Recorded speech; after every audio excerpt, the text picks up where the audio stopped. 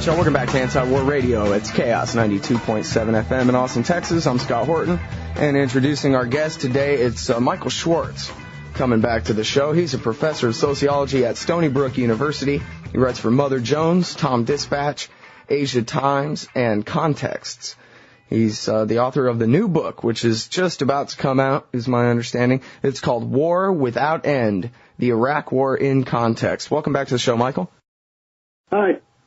It's good to have you back on the show here, and it's only been a couple of months since we talked, but I was very interested in this article that you wrote for TomDispatch, and I thought since today's Memorial Day, we might, focus on the lives of the Iraqi people and what's happened to them, rather than, this narcissistic celebration of empire that everybody else is wallowing in today. What about the million dead Iraqis, Michael? Do they count for anything?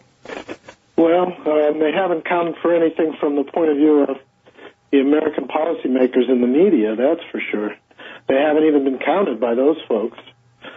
It's really one of the most upsetting, I guess, and horrendous aspects of this war is that the American people are being offered a portrait of this war in which it's kind of a virginal war, where the American soldiers, though risking their lives, never hurt anybody except a handful of bad guys whom they are occasionally able to encounter and, of course, overwhelm. Right. The Iraqis should be grateful because everything our soldiers do is to help them, and they ought to be grateful, right? Right. I mean, that's certainly the portrayal that's given in the American media, and I think, it's worked out. It's worked out.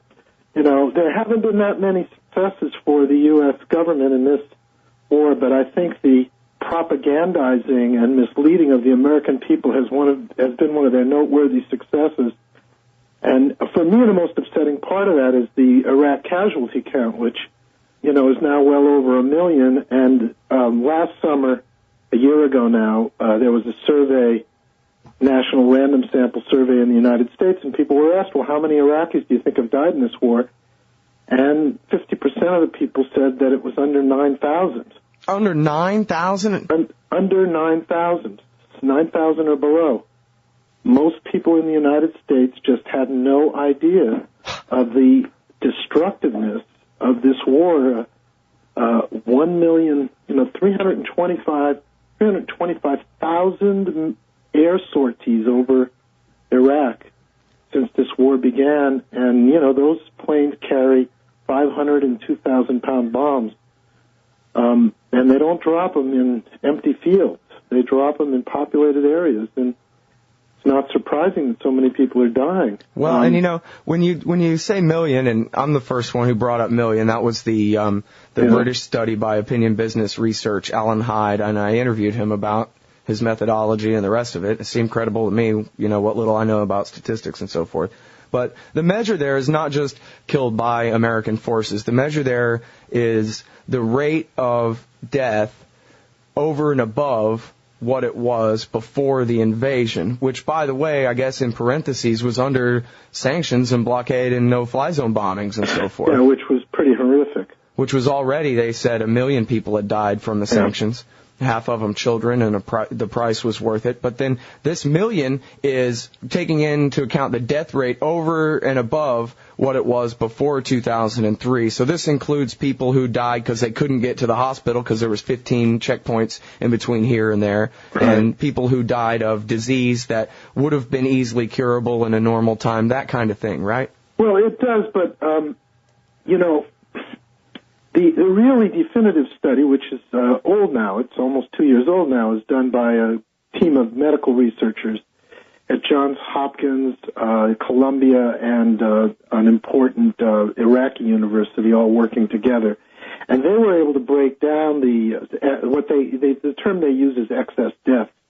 And they were able to break down the excess deaths. And it's important to keep in mind that during the period of sanctions, the number of deaths to, for example, diseases that could have been prevented were very, very high. I mean, some of the estimates go to about 1 million people during the period of sanctions died not from violence, but from simply neglect and various kinds of problems resulting from, the unhealthiness of the sanction regime. So now during this war, it turns out that only a small proportion of the surplus deaths of the war over and above that period are because of the further degeneration of the health care and the food system and the hospital system. And a large proportion are due to violence. Perhaps 80 to 85% of the excess deaths are due to violence. There was very few violent deaths actually in Iraq during that sanctions period, except for, the very considerable number that Saddam was taking out himself. And so these are violent deaths. So now most people, I think, reading the American media would assume, well, okay, we have 1 million or so violent deaths since the war began. Probably almost all of them are due to sectarian violence. I think that's the way the perception would be if you sit in the United States, read the papers, watch the news, and just try to follow the war that way. But the sad fact, which emerges from looking at these really careful studies by Lancet, is that somewhere between 60 and 75% of the deaths due to this war, as a result of this war, are actually from firepower of the United States, the United States artillery, the United States bombing, and the United States patrols, of which there are between 1,500 and 5,000 every day that will go through neighborhoods, breaking down doors, entering people's homes, shooting at people who resist, and then opening fire on any building from which they receive any kind of resistance. And the number of people killed by this method is just astronomical, and it far outweighs anything. I mean, we hear so many times, well, not so much lately, but of car bombs killing 100 people or so. There have been 500 and some odd car bombs in the last couple of years. And those car bombs might have killed, a really horrendous 10,000 people. Which is just a horrible, horrible number. But in that same period, the American soldiers, the American artillery, the American air power has, in all likelihood, killed 100,000 people. All right. Now, let me backtrack over that a little bit. First of all, you made the point that under the blockade of the 1990s, the Clinton blockade, where reportedly 500,000 children died, and here's a very short clip of the Secretary of State refusing to deny that and, in fact, endorsing the killing of 500,000 children. We have heard that 500,000 children have died. I mean, that's more children than died in Hiroshima. And is the price worth it? I think this is a very hard choice, but we think the price is worth it.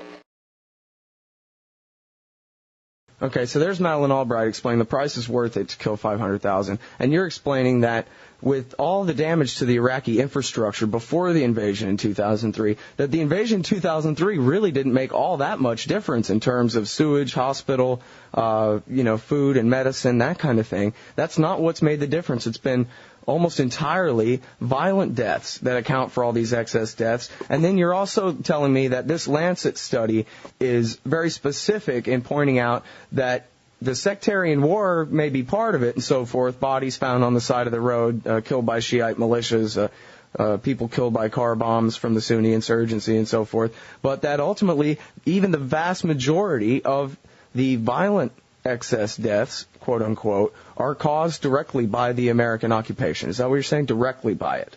Yeah. The violent deaths that have occurred since the war began, surplus violent deaths, if you like, but it's virtually all the violent deaths are surplus in the way the statistics are done.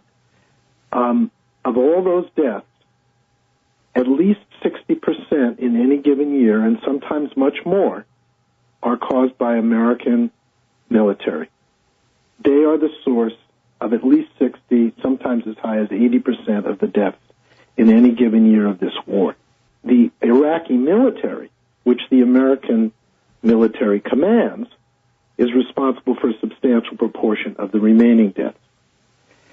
So that a very small proportion, in fact, of the total death toll is a consequence of the two main sources of Iraqi sectarian violence, which is the car bombs and other sorts of suicide bombing, and the death